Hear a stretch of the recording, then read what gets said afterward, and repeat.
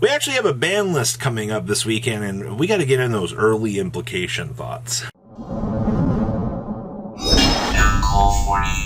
Alright, to the 30% of you that have not smashed the living crap out of that script, and smash it so you guys don't miss out on more awesome content. So coming out this weekend will be the upcoming OCG ban list.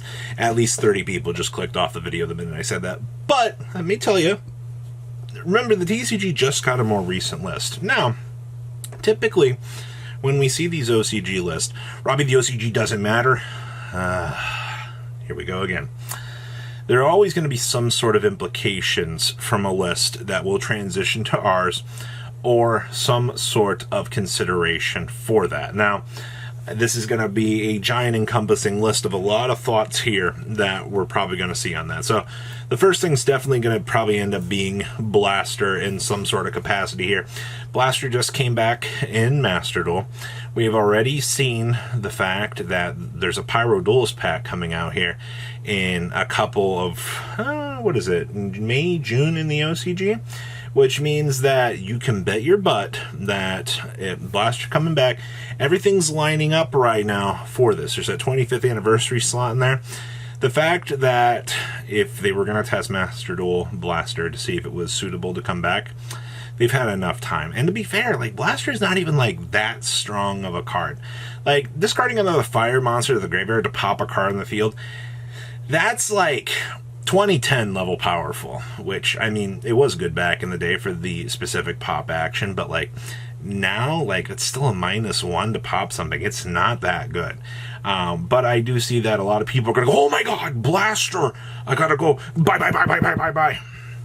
I mean, ever since Blaster came back off Master Duel, we've talked about, you know, it'll probably get a reprint. I mean, you have the 25th anniversary rare or whatever, collector's 25th century rarity that you can have for these guys. All right, so there is a possibility that we will see a higher printing for Blaster, but generic fire support is a dime a dozen in terms of what Blaster can actually do. So do keep that in mind. Well, title Redux, Robbie?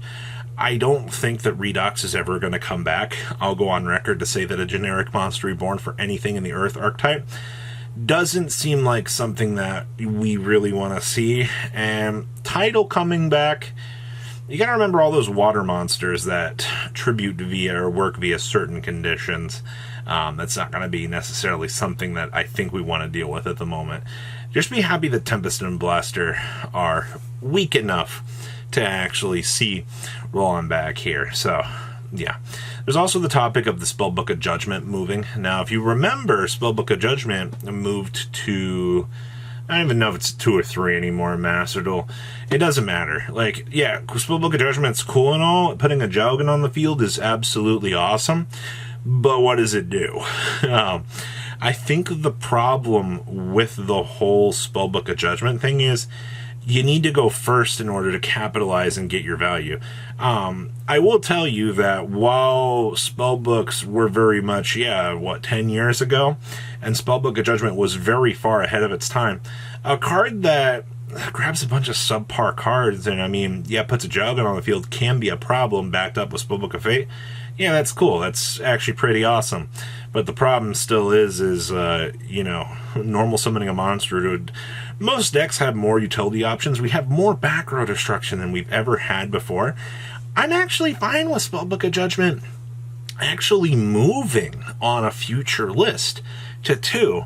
I mean, I've only ever seen it popped up like twice in like Sky Striker, and I think there was like a sub-runic list that actually showed up and played some of this stuff. So those are some, like, I guess, considerable thoughts that you kind of got to keep in mind here when you're looking at that is, how much is this going to dominate? Now, moving it to 3, I think, would be a big mistake, because once you move something to, like, full power, you do kind of open up the door for some real craziness. So that's something to really consider. There's also, like, the Sky Striker debate. Do keep in mind that, Sky Strikers are like 2018, 2019. You're now 3-4 years past their prime. Engage has slowly been peeling off the list. The OCG moved Kagari to 2. And they're, like, being very, very cautious for this. But the problem is what is it, Sentohime or Sentoki? Sky Striker is a very popular, like, fan favorite deck in the OCG.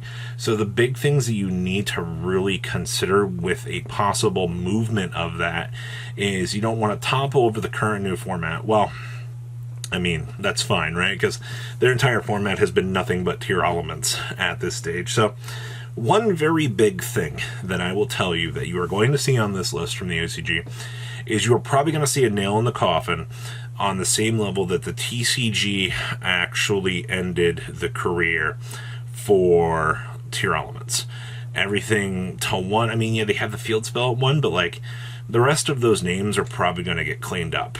And the fact that this deck has just been left at the capacity, it's been the fact that they left the Ishizu package in the numbers that they left them. They were trying to be, I think the OCG logic was, we'll hit bits and pieces, because usually their go-to method is, we'll start hitting down what we think are the combo pieces to this, and, versus the TCG that just left the field spell 3, and then we just went after the essential pieces that make the deck go around versus consistency hits. That's why, I think you saw the Ishizu cards go the way that you did, because they were like, well, these feel like the lesser powerful ones, so we can kind of go ahead and restrict in some ways. Problem here was I don't think it ended up, well, we know for a fact it wasn't enough, because tier ended up being the monster that it was still, even with the dialed back, power scaling. So I do think that you will see the Ishizu package all finally wrap up and go to 1, and then you'll see the rest of the tier elements hits. And unfortunately, that's probably going to be it for the deck. Tier players can finally hang up their capes, and they can roll off into the sunset, and it'll be all okay. Now, the other big thing I want to talk about here is Chaos Ruler, or Pepega Ruler, as quite a lot of people called it in its time here. I remember a few people hear me call it Pepega Ruler, people like, what? I was like, yeah, that's the name the community gave to it. Chaos Ruler, the return dragon that makes multiple level 10 synchros, is absolutely absurd. This card deserves to be banned in the OCG, because they've been turning, you make Chaos Ruler, you turn it into a Chaos Angel, you turn it into a Baron, you turn it into a Chang Ying, you can turn it into a Das Peter. Whatever of the combo iteration that you are playing, whatever your field is, you can best tune it to the fact that you can make one of those big synchros. And you can make 2 of them, because the stupid thing revives itself, and you're just like, oh, well, that's really cool. This is amazing. And it has turned into a semi-decent issue in the OCG as of late. Yeah, there's the fact that you've got Purely running around as well, but I still consider the fact that Chaos Ruler has just been, make the level 8 synchro, proceed to assault synchro, start abusing the crap out of this thing. Yeah, I don't foresee Chaos Ruler sticking around. Now, on the topic of Purely here, there's anticipation that we're going to be seeing more Purely support here, because this has kind of turned into a fan favorite deck at this point. The fact that you're just watching this super big boss monster run around, I can't even call it a boss monster. You're watching this big fat cat run around on the field, and the entire purpose of this thing is it's getting bigger and bigger the more materials you put under it. It's gaining attack points. They gave the ability for this card to draw during your opponent's standby phase, which, I mean, doesn't seem that good, but you got multiples of them under there. Congratulations. You're going to draw. I get to draw 3 cards. Now, obviously, a Kaiju and Exceed Encore, Herald of the Abyss, actually, you know what the outs were for these things, because they've already started to disappear on our side of the game.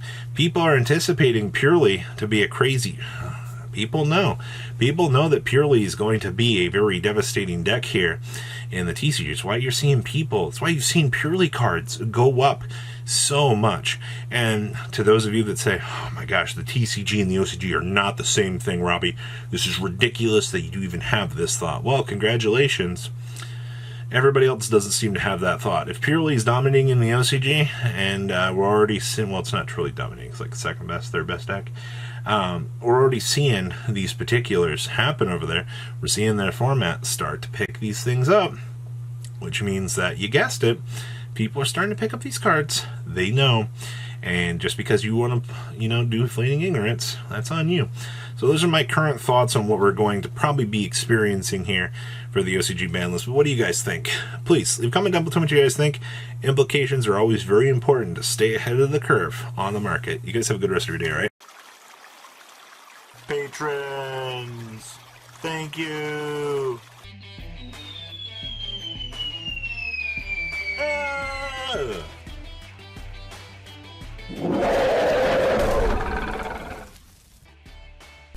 Thank you so much for watching. Check out these other videos.